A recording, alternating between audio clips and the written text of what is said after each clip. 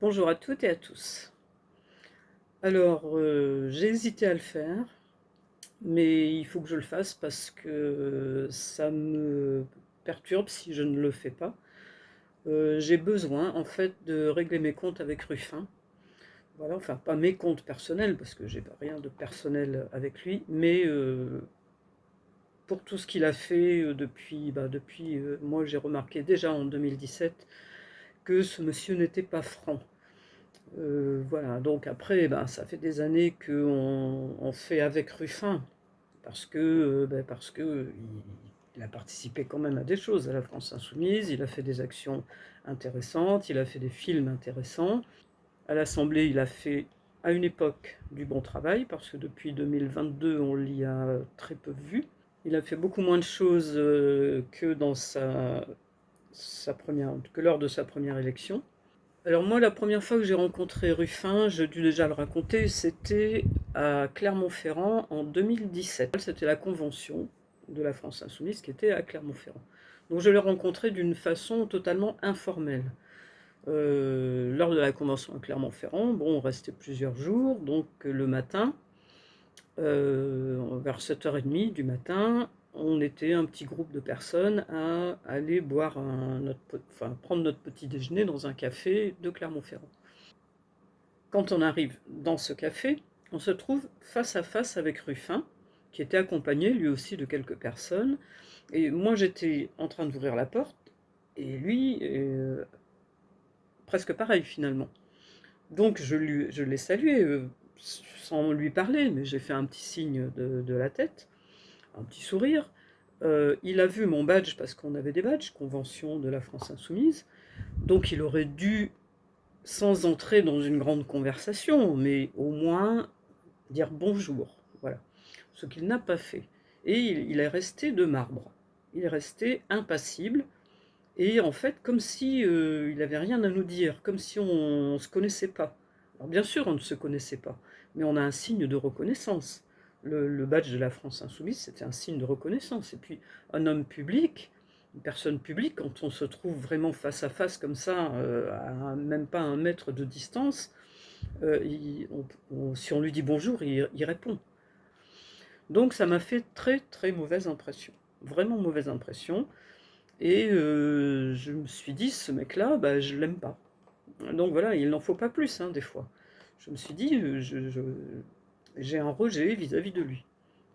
Alors bon, politiquement, ça n'avait pas d'incidence normalement, mais je me suis dit, s'il n'est pas chaleureux avec les gens qui sont vraiment, qui se montrent insoumis, c'est peut-être qu'il y a un problème. C'est peut-être qu'il n'est pas tout à fait ce qu'il veut paraître. Bon, après, j'aurais pu me tromper. Et tout ce qui s'est passé ensuite a montré que je ne me trompais pas.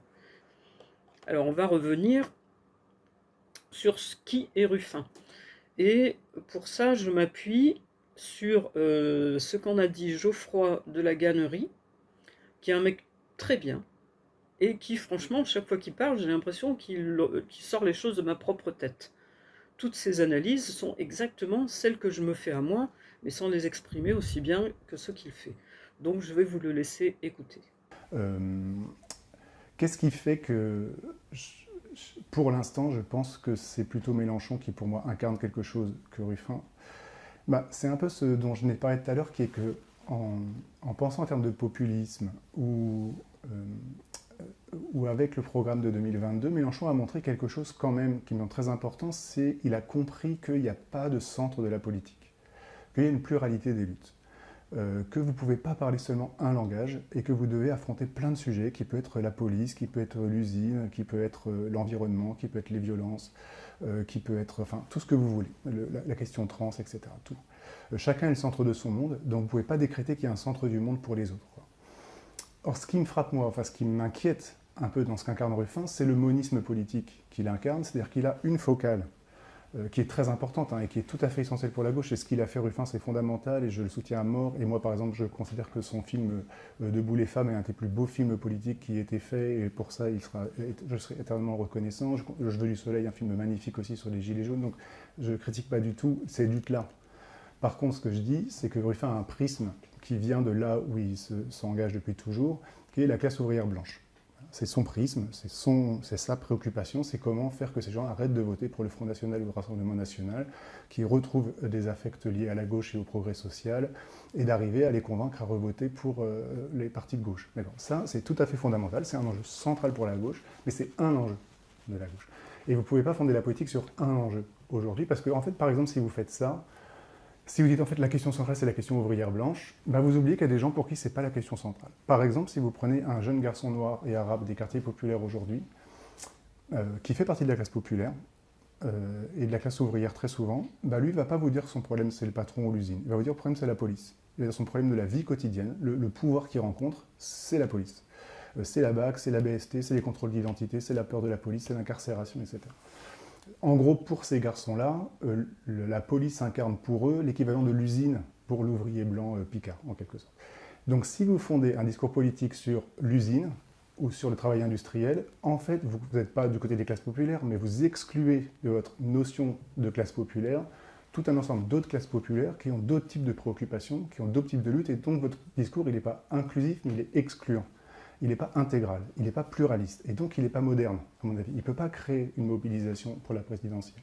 De ce point de vue-là, j'ai une réticence par rapport à Ruffin, parce que son prisme moniste l'empêche de tenir un discours pluraliste. Et d'autant plus loin, cette question-là, que ce que j'ai remarqué quand même avec Ruffin, même si je redis encore que je voterai pour lui, que je le soutiens, etc., c'est que très souvent, je ne sais pas si vous avez remarqué, mais quand il est amené à prendre des positions sur des sujets qui ne sont pas les siens, il tient des positions réactionnaires. Il y a eu 3 cas très importants. C'est la marche contre l'islamophobie, où il a dit « j'y vais pas, j'ai foot ». Il a quand même osé dire ça. Quand Assa Traoré lui a demandé sur scène de soutenir le combat à Damas, il a dit « je ne veux pas m'engager avant de savoir le résultat de l'enquête policière ». Voilà. Et troisièmement, sur la question trans, quand il y avait eu la question de l'autodétermination de genre dans la loi portée par la France Insoumise, il avait dit que ce n'était pas la peine que la France Insoumise porte des sujets comme ça qui divisent la société, comme si les trans ne faisaient pas partie de la société. Ce qui n'est pas du tout plaisant et agréable pour quelqu'un de gauche, parce que pour les personnes transgenres, pour Assa Traoré, c'est leur centre du monde. Vous ne pouvez pas leur décréter que ce n'est pas le centre du monde. Alors à chaque fois, Ruffin fait la même chose, c'est-à-dire qu'il dit spontanément quelque chose de réactionnaire, et après, dans un grand média, notamment France Inter, et après il va sur ces médias à lui, donc sur Twitter, dire « je m'excuse, j'aurais dû réfléchir » pour s'adresser à son public, mais globalement, son opinion qui va marquer, elle est de droite. Et ça, c'est important. Parce que ce que j'ai remarqué, c'est que jamais Ruffin, spontanément, dit quelque chose de trop à gauche. Il s'excuse toujours de quelque chose de trop à droite. C'est-à-dire qu'il va d'abord dire un truc réactionnaire spontanément, et ensuite il va s'excuser. Alors que Mélenchon, c'est plutôt l'inverse. Il va dire un truc trop à gauche, et puis après il va être amené un petit peu nuancé. Et donc on a un peu 2 habitus, là, différents. Un habitus qui est fondamentalement réactionnaire, et qui sait qu'il faut faire un peu attention, donc il va se corriger, et quelqu'un qui a des pulsions plutôt subversives, et qui va faire un peu tendance pour euphémiser après. Et quand on doit choisir entre les deux, j'ai plutôt une tendance à préférer Mélenchon que Ruffin. Alors avant Geoffroy de La Gannerie, qui lui a une analyse presque philosophique des choses, et très politique aussi, il y avait eu une écrivain qui s'appelle Meriem Alaoui, qui avait écrit un livre sur Ruffin avant 2022, pas très longtemps avant. Et elle le traitait d'opportuniste. Alors elle explique, et je vais vous la faire écouter aussi, que Ruffin n'a pas daigné lui parler. Il aurait pu défendre sa position et essayer d'expliquer qui il était. Il ne l'a pas fait. Donc je vous laisse écouter cette personne. François Ruffin, l'ascension d'un opportuniste, c'est aux éditions Robert Laffont. Et je précise d'emblée que nous avons évidemment proposé à François Ruffin d'intervenir sur notre antenne pour vous répondre, pour échanger avec vous à propos de cet ouvrage. Et il a poliment refusé. Et en réalité, vous le dites dans votre ouvrage, il n'a accepté qu'une seule fois de répondre à vos questions. Et c'était par écrit, c'est bien ça. Et pourtant, c'est le premier livre qui lui est consacré. Oui, tout à fait. En fait, il faut savoir que c'est un personnage qui n'aime pas la confrontation, qui n'aime pas être confronté soit à un opposant politique ou à un journaliste. Et effectivement, moi, j'ai à plusieurs reprises sollicité des entretiens qui m'ont toujours été refusés. Et la seule fois où j'ai pu obtenir des réponses, elles me sont parvenues au tout dernier moment, même presque hors délai et par écrit.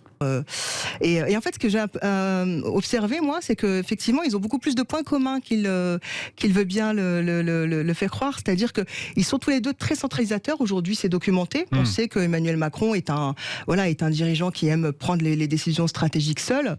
Et ben, écoutez, je peux vous dire que moi, d'après mon enquête, François Ruffin est pareil. C'est vraiment quelqu'un qui est très centralisateur, qui n'aime pas beaucoup déléguer quand il s'agit de décisions très importantes. Et tout comme Emmanuel Macron, François Ruffin est très exigeant avec ses équipes. Capable aussi de se débarrasser de personnes qu'il considère pas à la hauteur ou pas comme il pense qu'ils devraient être. Donc ils ont quand même des points communs en ce qui concerne leur façon de travailler. Et c'est vrai que la logique voudrait qu'ils soutiennent Jean-Luc Mélenchon. Il dit toujours haut et fort qu'il n'a aucun problème avec lui, mais il refuse de le soutenir officiellement. Ce qu'il dit, c'est que il veut suivre son propre agenda et se déclarer cet été. Donc bon, c'est quand même assez étrange comme annonce. En 2022, Ruffin ne se déclarera finalement pas candidat au présidentiel. Mais ce que dit cette écrivaine, je l'ai vérifié moi-même au moment où Ruffin est venu à Limoges, c'était le 30 mars 2022. Le 30 mars 2022, c'était une dizaine de jours avant le premier tour des présidentielles. Il est venu, il le dit lui-même, à Limoges pour qu'on élise son attaché parlementaire, pour qu'on l'élise député. Il l'a répété. Il l'a dit très clairement et il l'a répété. Bonsoir Limoges. Bon, moi, pourquoi je viens à Limoges ? Je viens à Limoges pour mon collaborateur parlementaire Damien. Ça m'évitera une rupture conventionnelle s'il est directement envoyé à l'Assemblée en juin prochain. Mais je suis venu aussi pour voir la mère de Damien. Vont suivre un peu plus de 10 minutes sur le cas spécifique de la maman de Damien Maudet, qui est effectivement devenue députée depuis, députée en Haute-Vienne de la première circo. Et en partant du cas de la maman de Damien Maudet, qui s'appelle Rosita, il extrapole sur la situation des gens en métier précaire. Ensuite, il va faire un long passage sur le bilan de la Macronie en détaillant plusieurs points différents. Bon, tout ce qui a été dit à l'époque, en 2022. Il ne citera que 2 fois Jean-Luc Mélenchon, une fois pour dire qu'il avait été avec lui en 2012, et une autre fois pour simplement dire on a 10 jours pour dire qu'il faut voter Mélenchon. Donc c'était pas un soutien ferme, voilà. Et ensuite à la fin, il répète ce qu'il a dit au tout début, qu'il est venu à Limoges essentiellement pour faire élire son collaborateur comme député. Vous savez, l'humain d'abord, j'étais avec Jean-Luc Mélenchon déjà comme compagnon de route en 2012, et je trouve qu'on n'a jamais fait plus beau que l'humain d'abord. Pour moi, c'est l'humain d'abord de la naissance à la mort, quoi. Quand vous regardez le programme de Macron, alors je sais, moi je suis un grand lecteur de Macron, hein. Ouais, c'est vrai, parce que je veux savoir à quelle sauce on va être mangé, toujours. Non, c'est fini dans 10 jours. Ils ne croient pas que leur désir est faisable. Ils croient pas. Ils prêtent pas l'oreille à leur propre désir. Et nous avons 10 jours maintenant pour dire de voter Mélenchon, pour dire de voter pour l'Union populaire, pour dire de ne pas aller pour Macron et ainsi de suite. Mais nous avons 10 jours surtout pour leur rendre audible à eux-mêmes leur propre désir. Moi, mon souhait, c'est que le 10 avril, nous n'ayons aucun regret. Et je l'ai dit, je suis venu à Limoges aussi pour ça. Quoi qu'il en soit, après le 10 avril, moi je vous invite à pousser pour en envoyer un de plus de chez nous à l'Assemblée. Moi je veux Damien pas comme collaborateur, je le veux comme député. Voilà, donc à Limoges ce jour-là étaient venus aussi Raquel Garrido et Manon Aubry. Ruffin avait dit à l'époque qu'il souhaitait beaucoup se rapprocher de Raquel Garrido. On voit le résultat maintenant. Par contre, à cette époque-là, Raquel Garrido avait fait une excellente prestation en défendant la 6ème République, la candidature de Jean-Luc Mélenchon, elle avait vraiment défendu ça très très bien, et elle nous avait fortement impressionnés dans le bon sens. Ça changera plus tard, notamment après l'affaire, comme ils disent, Adrien Quatennens. Alors qu'est-ce qui s'est passé pendant ces législatives, pendant la campagne des législatives qui a été très courte, qui a duré au total 1 mois, quoi, à peine. Qu'est-ce qui s'est passé pour Ruffin? Il avait fort à faire dans sa circo où le RN se pointait très fort. Et il devait faire sa campagne, une campagne très active qu'il a été obligé de faire parce que, bien que ce soit chez lui, sa circo, c'est là où il est né quasiment, il a fait toute son enfance, toute sa jeunesse, enfin, il est très connu là-bas. C'est pas un rapporté, comme on dit, c'est pas un parachuté, c'est vraiment un mec du coin. Donc, comment se fait-il que qu'il ait un peu chuté là-bas? Pour rappel, en 2022, donc il n'y a pas si longtemps, il y a seulement 2 ans, François Ruffin avait fait au premier tour 40,09% des voix. Nathalie Ribéiro-Billet, RN, avait fait 22,58%.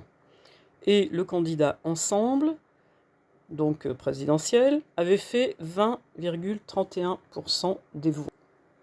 En 2024, Nathalie Ribéiro-Billet, du RN, a fait 40,69%. Ruffin est descendu à 33,92%. Il a donc perdu environ 7 points. Et la RN a gagné énormément. Le candidat Ensemble, la candidate Ensemble plutôt, a fait 22,68% des voix. Est-ce que c'est la faute à Mélenchon? Donc Ruffin reproche à la France insoumise de ne pas s'être assez intéressé aux ruraux. Mais lui, dans sa circonscription, qui l'a empêché de faire une campagne depuis le début, depuis qu'il est élu, de faire une campagne permanente? Qui l'a empêché de faire ça chez les ruraux dans sa circonscription? Personne ne l'a empêché. Pourquoi il ne l'a pas fait? Ou alors s'il l'a fait, ça a été soit mal fait, soit sa façon de voir les choses ne marche pas. C'est l'un ou l'autre. En tout cas, personne ne l'a empêché de le faire. Et là, par contre, quand il a dû s'adresser au quartier populaire, il a, comme beaucoup ont fait d'ailleurs, utilisé le nom et l'image de Jean-Luc Mélenchon dans un tract. Donc sur ce tract, on peut lire « Face à l'extrême droite, il nous faut un front populaire avec Jean-Luc Mélenchon ». Juste quelques jours après, c'est-à-dire après le premier tour, où lui était en difficulté, et il avait entendu dire que les macronistes, les gens de droite ne se désisteraient pas face à un candidat France Insoumise. Donc, dans sa petite tête, il s'est dit « Je dois me démarquer de la France Insoumise. Je dois me démarquer de l'image de Mélenchon. » Et Ruffin ne s'est pas dit qu'il y avait énormément de personnes qui écoutaient Mélenchon, qui allaient dans son sens, et que sa parole pouvait servir non pas à Ruffin lui-même, mais à la France, à l'élection, au nouveau Front populaire. D'ailleurs, on a vu le résultat. Le nouveau Front populaire a battu l'extrême droite et a battu les macronistes. Comment Ruffin peut-il penser, même encore maintenant, que Mélenchon n'y est pour rien, que Mélenchon était un boulet? Alors entre les 2 tours, comme il ne savait pas trop bien sur quel pied danser, ce qu'a fait Ruffin, voilà, quand il allait voir les gens qu'il supposait ne pas aimer Mélenchon, il avait un tract neutre. Je vote Ruffin. Alors par contre, en bas, il marque « Seul député au SMIC ». C'est faux. Parce que Damien Maudet, en Haute-Vienne, a fait pareil. Alors à moins qu'il ne le fasse plus, mais il a fait pareil. Parce que tellement il est proche de Ruffin, c'est son modèle, en tout cas c'était son modèle, je ne sais pas si ça l'est toujours. Damien Maudet a fait pareil. Il a dit « Je me mets au SMIC et le reste de l'argent, je le donne à des associations ». Donc Ruffin le sait très bien, puisque c'est une personne très proche de lui. Donc déjà sur son tract, il y a un mensonge. Donc ce qu'il a fait après Ruffin, il a fait un tract. Le titre c'est François Ruffin n'a rien à voir avec Jean-Luc Mélenchon. Donc là tout est bleu. Et les gens qui le soutiennent, c'est Lionel Jospin, François Bayrou, Sophie Binet, qui aurait mieux fait de s'abstenir je pense, Laurent Berger et Raphaël Glucksmann. Voilà, donc il s'est fait soutenir par des gens macronistes en fait. Ruffin donc est centriste aussi, puisqu'il se fait soutenir par des centristes. Alors au lendemain des élections, du deuxième tour, Ruffin a été clamé partout que c'est parce qu'il s'était dissocié de Jean-Luc Mélenchon, qu'il l'avait crié haut et fort, qu'il l'avait banni en fait, qu'il avait gagné le deuxième tour. Mais non, pas du tout, pas du tout. Il n'y a qu'à regarder les chiffres. Si Ruffin a gagné le deuxième tour, c'est parce que la macroniste qui était face à lui s'est désistée. Uniquement à cause de ça. Parce que c'est dans les endroits où soit le macroniste, soit le LR ne s'est pas désisté face au RN pour quelqu'un de la France insoumise, c'est dans ces endroits-là que la France insoumise n'a pas été élue. Voilà, résultat au deuxième tour en 2024, Ruffin a 52,95% des voix. Nathalie Ribeiro-Billet du RN a 47,05%. Elle n'a pas pris beaucoup, elle, entre le premier et le deuxième tour, puisqu'elle avait 40,69%. Ruffin a profité des voix, avec les soutiens qu'il a eus, et donc qu'on vient de voir, il a profité des voix des macronistes. Mais ça n'a rien à voir, absolument rien à voir. Sa victoire, qui est quand même pas très forte, absolument rien à voir avec son divorce, si on veut, d'avec Mélenchon.